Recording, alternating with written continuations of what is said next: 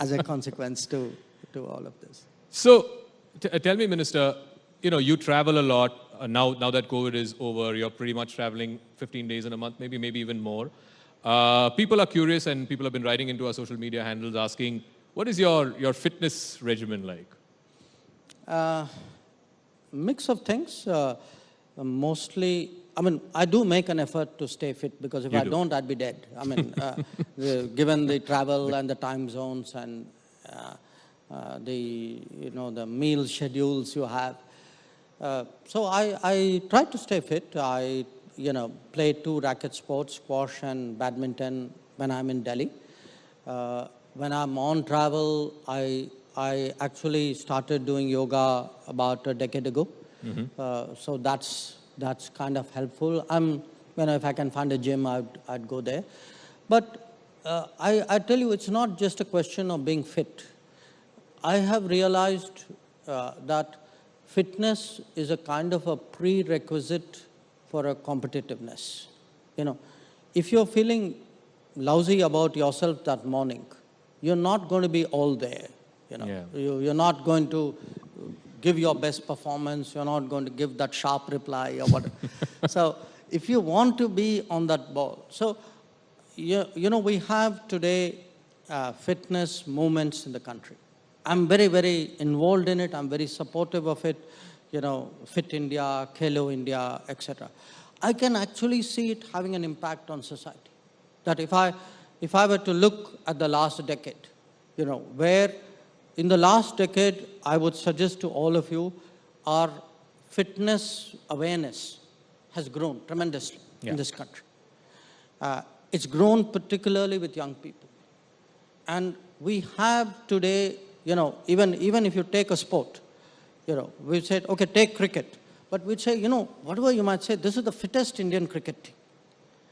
And you can see it in other ways, You look at our sports performance, it was boxing last week. 4 goals that we won, Or, badminton, or even the women's cricket. I don't know if you followed it. And it's a kind of a mindset which comes along with that fitness. So I feel people are more assured, they are more confident. So to me, we in politics, we use this phrase of a new India. To me, a new India is a more fit India, but a more competitive India. So it could be sports, it could be, the way you rise to a crisis like we did to COVID. It could be the confidence with which you would say, do something on the tech side, do a 5G stack or a coaxium. So it's a package out there. And I need that package for my, for my sharpness. Because of the demands of the job, sure. Since you mentioned sport, I know you're also a big cricket fanatic. Do you have a favorite cricketer, and who? Favorite, it's hard to give you a single name. So if you'll permit me multiple choice answers, I would say yes. If I were to pick 3 people really top of my head, definitely Virender Sehwag.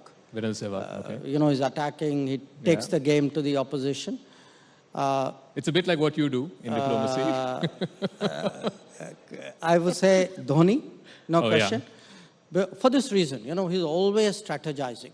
Even to the last ball, you can see, and that's like how to be cool under pressure. And maybe here, another degree of some self-identification, maybe Jimmy Anderson. Jimmy Anderson?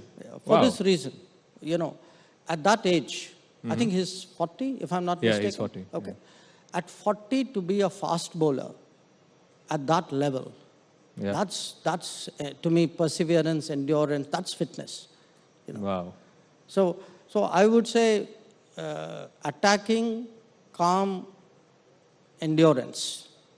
That would be my slightly longish answer. Interesting. ACE, attacking, calm, and endurance.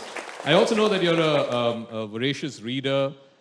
Any book that's had a profound impact on you, either career-wise, diplomacy-wise, or even otherwise, personally? Well, lot of books, because I do read a lot. But if I were to say reinterpret your question to say a book which I would have repeatedly read, 25 times, 50 times kind of thing. Probably two. One is Mahabharata. I carry a copy on my travels. I read it often. I have multiple versions. I have a whole bookshelf of variations of it, including some of the multiple volume editions. Maybe Lord of the Rings. Lord of the Rings. Those would be the two which I've read most often. You're a Tolkien fan? Very much.